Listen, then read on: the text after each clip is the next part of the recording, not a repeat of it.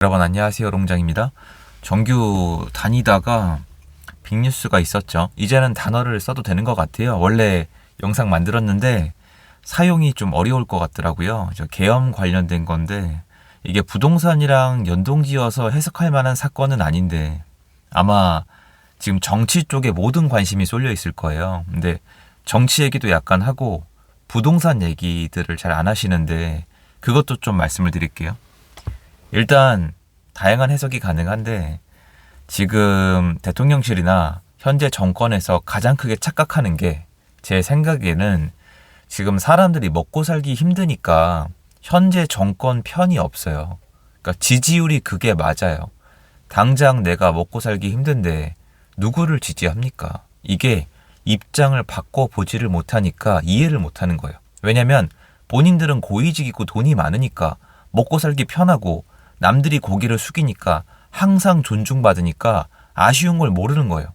그래서 사람들이 보수 꼰대라고 하는 거예요. 전형적이잖아요, 사실. 이걸 누가 지지할 수가 있겠습니까? 그러니까 계엄령을 지금 진행을 하는데 주변 협조가 전혀 안 돼요. 왜 한지도 모르겠어요. 그리고 제가 2년 넘는 시간 동안에 현재 정권이 지금까지 해온 실제적인 일과 결과를 봤을 때 제대로 하는 일은 없을 것이며 상상도 못한 일도 저지를 수 있을 것이라고 수차례 말씀드렸는데 이 일을 제가 생각했다는 게 아니고요.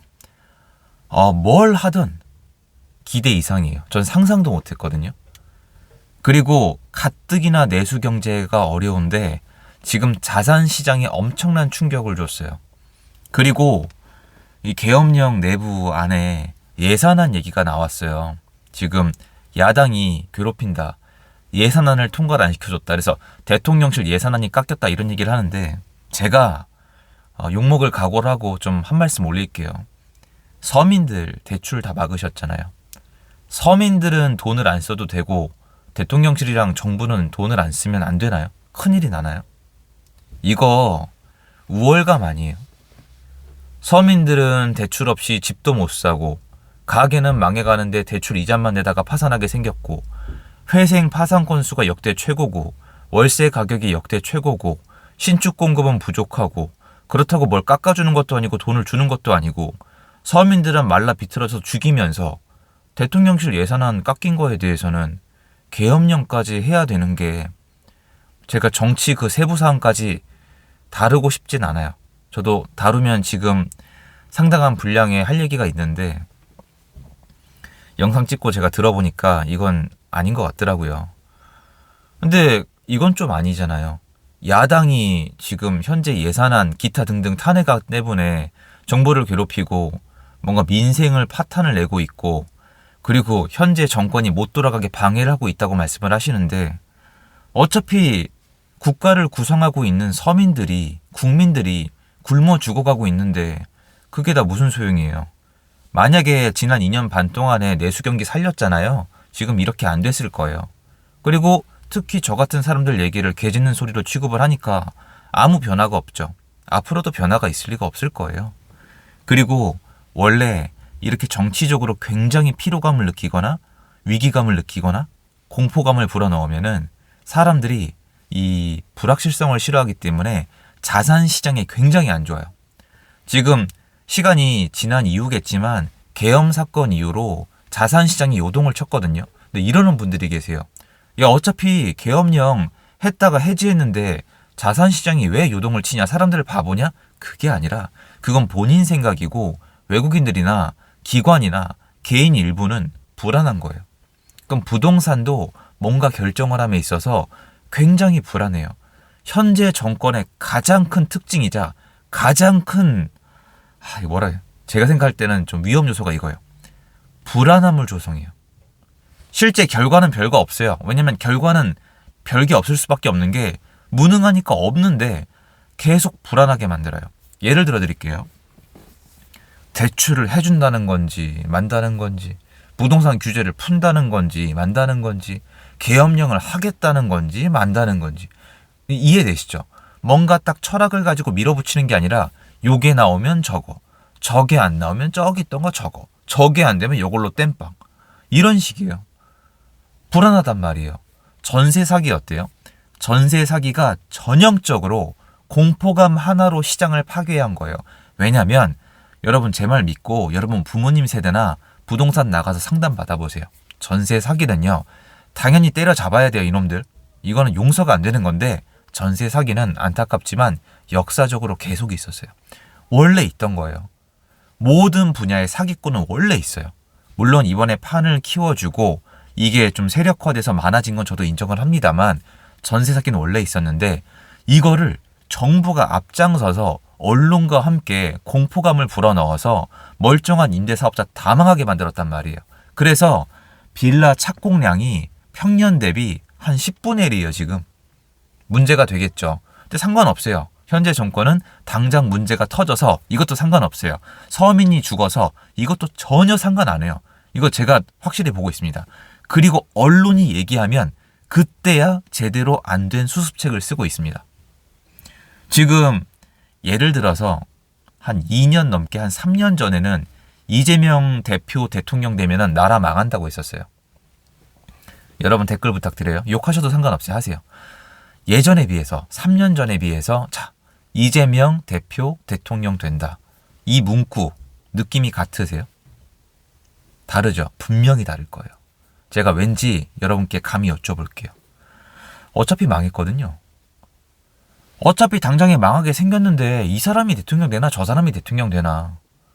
무슨 민주주의 수호고 나발이고 당장 굶어 죽게 생겼는데 사람들이 사회주의랑 공산주의를 왜 무서워하는지 모르시나 봐요.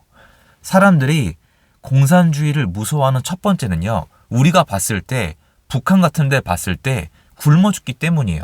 근데 정말 지금 데이터랑 밖에 나와보면 사람들이 굶어 죽게 생겼어요. 다 틀어막았거든요. 시중에 돈은 풀리는데 가계부채는 다 틀어막았어요. 그리고 댓글 분명히 달릴 거예요. 쟤는 부동산에 미쳐가지고 대출에 미치느라고. 제발 그분들 죄송한데 정신 차리세요.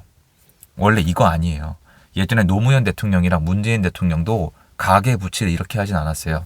지금 가계부채를 어느 정도로 눌러놨냐면은 데이터를 놓고 따졌을 때 역사에 최고로 남을 거예요. 가계대출을 비정상적으로 틀어막은 정부로 최고로. 돈은 푸는데 가계부채를 안 풀었어요. 그럼 뭐냐면 내수 경기가 감히 말씀드릴게요. 무조건 침체돼요. 이거는 대놓고 국민을 죽여버리겠다는 거예요. 그리고 지금 드러나고 있잖아요. 자, 그리고 이렇게 분위기가 안 좋으면은 그리고 대출 통제하면은 그리고 대량 입주, 포리온 입주가 있으면은 부동산 시장이 못 버텨요. 그리고 제가 지금 다니면서 느끼는 건데 안 좋아질 것 같아요.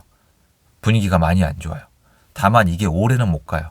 근데 여러분이 알아두셔야 되는 건 제가 얘기해도 소용없는 분들이 굉장히 많겠지만 지금 이렇게 안 좋다가 아니에요. 역사를 봤을 때 지금 삼악재예요. 삼재라고 표현하기는 좀 그런데 정치적 리스크가 어마어마하고요. 역사에 거의 없을 정도예요. 사람들이 아예 희망이 없어요, 지금. 그리고 대량 입주, 12,000세대 역사적 입주가 하고 있고 대출 규제가 1주택자 규제하는 거 역사적으로 처음이에요. 규제도 역대급이에요. 이 세 개가 뭉쳤으면은 시장이 급락하고 있는 게 맞는데 더 내려갈 데가 없어요. 시장이 바닥점이에요. 여기서 맨정신 박힌 사람이 시장 조금만 일부러가 아니라 여러분 부양 살린다 이런 표현 틀려요. 시장을 약간만 정상화시키는 방향으로 가도 여러분이 만약 지금 대출을 풀면 어떻게 될 것 같아요? 대출을 푼다는 게 사람들이 자꾸 이렇게 프레임을 씌우는데 대출 푸는 거 아니고요. 제대로 표현할게요. 대출 정상화시키면 어떻게 될 것 같아요? 시장 다시 가요. 왜냐면 집을 사야 되는 수요가 그 정도로 누적이 돼 있고 집 신규 공급이 부족해져 가고 있고 시중에 돈이 어느 정도 풀려 있는데 일정 계층에게만 돈이 안 가서 그 사람들이 주택을 못 사고 있어요. 그거 시간 지나면 다 나올 거예요. 정말 부동산 시장을 이 정도로 인위적으로 개판을 만들어 놓는 게 가능한지도 모르겠습니다. 제가 지금 어느 정도냐면요. 지난 정권 비판한 게 민망해요. 그러니까 잘못한 것들에 대해서 얘기한 건 전 지금도 생각이 비슷하거든요. 그런데 지난 정권이 부동산에 대해서 한 것들에 대해서 비난한 부분이 좀 애매한 부분이 생겨요. 왜냐하면 시장 자체를 완전히 파괴하진 않았거든요. 다주택자가 들어오는 걸 좀 막고 그리고 다주택자가 돈 벌고 빠져나가는 걸 막고 이 정도 선이었는데 이번에는 모든 걸 파괴시키고 있는 것 같아요. 처음에 약간 청와대에 옮기는 것부터 쌓였다고 해야 되나요? 사람들 전 그때 얘기 듣고 그냥 흘려들었거든요. 그냥 뭐 스타일인가 뭐지라고 생각을 했는데 너무 이상한 것 같아요. 그래서 지금은 부동산 시장이 좋을 수가 없는 시기예요. 이 정도면은. 그런데 지금 제 계산이 맞다면 올해 가봤자 한 5개월이네. 4개월에서 5개월에 길게 가봤자. 여러분은 시장이 다시 가는 모습을 보시게 되실 거예요. 그러니까 지금 제 얘기가 안 와닿겠죠. 야, 지금 이 와중에 말이 되냐? 이렇게 안 좋은데. 그게 아니에요. 왜냐면 지난 2년 반 동안의 시장이 내려간 모습이 그게 비정상인 거지. 그리고 앞으로 가는 시장이 좋아 보이지도 않으실 거예요. 약간 처절한 시장이 될 겁니다. 왜냐면 여러분 어차피 다 집 사잖아요. 그리고 이게 이해가 안 되실 거예요. 저도 이해하는데 야, 돈이 어디서 집을 사냐? 바로 이거예요. 지금 데이터를 보면은 일부 계층한테는 돈이 없어요. 굶어 죽게 설계를 해놨으니까. 근데 밖에는 돈이 있어요. 이 데이터에 다 나와 있어요, 여러분. M2 풀린 거. 제가 지금 강의 시간에 데이터를 다 써버렸는데 다 돈 풀려 있어요. 근데 가계부채, 사람들한테 유동성 공급은 완전 틀어막았어요. 이거는 국민이 아니라 인민. 너넨 돈 쓰지 마. 이 거지들아. 갚을 능력도 없는 것들아. 진짜 이거예요. 제가 이거 저한테 욕하실 필요가 없어요. 진짜 그렇게 했어요. 내수가 좋으면 기적이에요. 그러니까 내수 부족하지, 세수 부족하지, 건설 경기 망했으니까 앞으로 신규 공급 없지, 이젠 기업들도 흔들리지, 정치적으로도 이제 약간 그런 건가요? 상남자 스타일이 이런 것 같아요. 치밀하게 계획하고 사람들이랑 사전에 협의하고 이런저런 거 다 재가면서 하는 거는 하남자.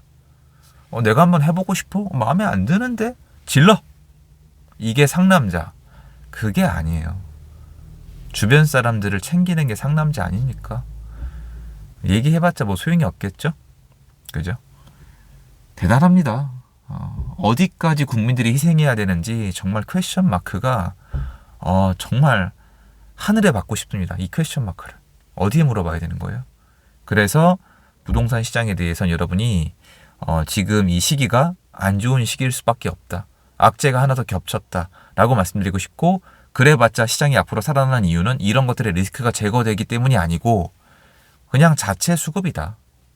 갈 길이다. 그게 뭐 원래 정상적인 좋은 유동성의 상승도 아니고 그냥 갈 길이다. 이거를 말씀드리고 싶었습니다. 그래서 시간차를 조금 두고 올려요. 예민한 주제이기 때문에. 왜 한 건지 모르겠습니다. 여러분 각자 도생, 적자 생존 이제 와 닿으실 거예요. 아무도, 특히 정부는 여러분 굶어 죽던 말던 관심 전혀 없어요. 지금. 정신 바짝 차립시다. 진짜 느껴지시죠? 정신 바짝 차리세요. 안 그러면 큰일 납니다. 좋은 하루 되시고요. 여기까지입니다.